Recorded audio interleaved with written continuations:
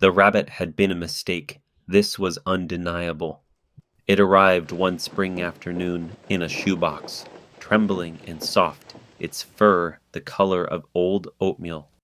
Oliver, with the wide-eyed innocence of someone who didn't yet understand the weight of promises, named it Mr. Buns. The name carried the hollow ring of childhood's shallow magic, a placeholder for affection that was never built to last. And soon enough, the magic curdled. Mr. Buns was no storybook rabbit, not the docile, button-eyed creature from pastel greeting cards. Mr. Buns was angry. It wasn't the anger that barked or stormed, but a cold, sharp-edged malice. Within hours of leaving his cardboard sanctuary, his claws had found skin.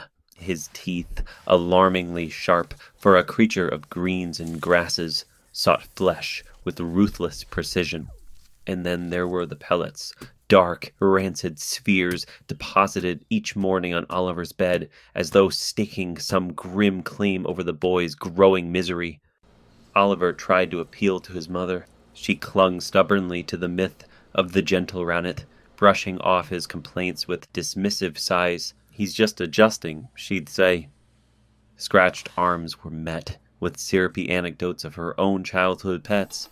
A border collie with a taste for ankles, a cat that gutted sofas.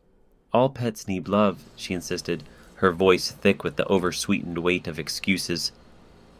By the third week, Oliver had reached his limit. "If you don't get rid of him, I will." The words quivered with the hollowness of an empty threat. His mother looked up from her coffee with a patronizing smile. "Oh, sweetheart, don't be so dramatic. He's just a bunny." And yet, to his surprise, she relented a few days later. "I found a new home for Mr. Buns.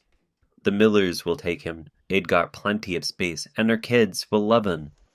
The Millers. Oliver knew them well enough.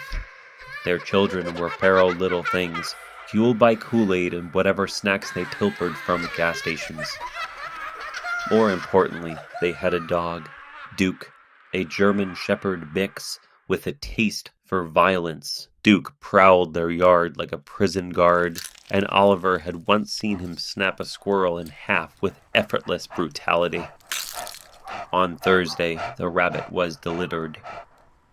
Oliver stayed in the car while his mother carried Mr. Buns in his plastic cage up to the miller's house. From the passenger seat, he watched as Duke sniffed the air, ears twitching with predatory glee. That night, lying in bed, Oliver couldn't shake the image of Mr. Buns in the Miller yard. He imagined the dog's powerful jaws snapping shut, the faint scream of a rabbit, if they could scream at all. His stomach churned with something unnameable, twisted and ugly. The next morning, his mother confirmed it. "Oh, honey," she said with a faint laugh, "the miller's dog got to him. They got to him. Poor Mr. Buns didn't last a day." Oliver said nothing. He stared into his cereal, watching the milk seep into the Cheerios. Something shifted inside him. Not guilt, not relief. It was a sense of power. He thought about the threat he'd made, the venom he'd let fester. Could hatred be so potent it shaped reality?